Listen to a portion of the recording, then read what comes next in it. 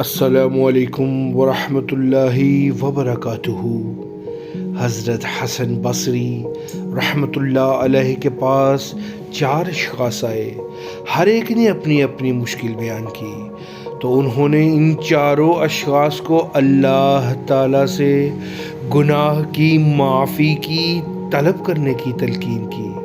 علامہ قرطبی نے ابن الصبیح سے روایت کی ہے کہ ایک شخص نے حضرت حسن بصری رحمۃ اللہ علیہ کے روبرو قحط سالی کی شکایت کی، تو انہوں نے فرمایا اللہ تعالیٰ سے اپنے گناہوں کی معافی مانگو۔ دوسرے شخص نے غربت و افلاس کی شکایت کی، تو اس سے بھی فرمایا اللہ تعالیٰ سے اپنے گناہوں کی معافی طلب کرو۔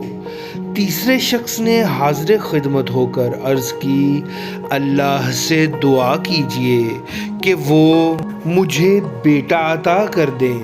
آپ نے اس کے جواب میں اس کو تلقین کی کہ اللہ تعالیٰ سے اپنے گناہوں کی معافی کی درخواست کرو۔ چوتھے شخص نے آپ کے سامنے اپنے باغ کی خشک سالی کا شکوہ کیا، تو آپ نے اس سے فرمایا اللہ سے اپنے گناہوں کی معافی کی التجا کرو۔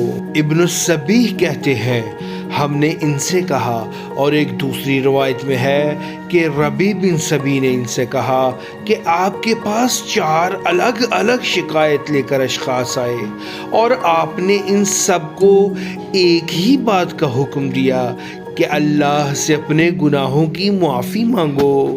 حضرت حسن بصری رحمۃ اللہ علیہ نے جواب دیا میں نے انہیں اپنی طرف سے تو کوئی بات نہیں بتلائی، میں نے تو انہیں اس بات کا حکم دیا ہے جسے رب رحیم و کریم نے بیان فرمایا ہے۔ سورۃ نوح میں اللہ نے فرمایا اپنے رب سے گناہوں کی معافی طلب کرو، بے شک وہ بڑے بخشنے والا ہے۔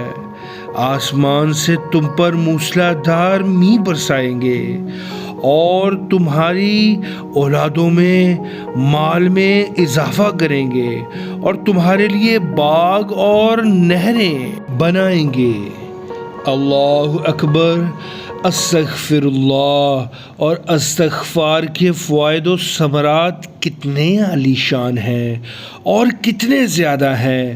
اے مولائے کریم ہمیں استغفار کرنے والوں میں شامل فرما لیجئے، اور استغفار کی دنیاوی و اخروی برکات سے فیض یاب فرمائیے۔ آپ یقیناً فریادوں کی فریاد سننے والے اور قبول کرنے والے ہیں۔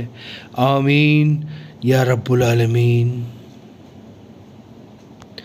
آئیں اپنی اصلاح کریں۔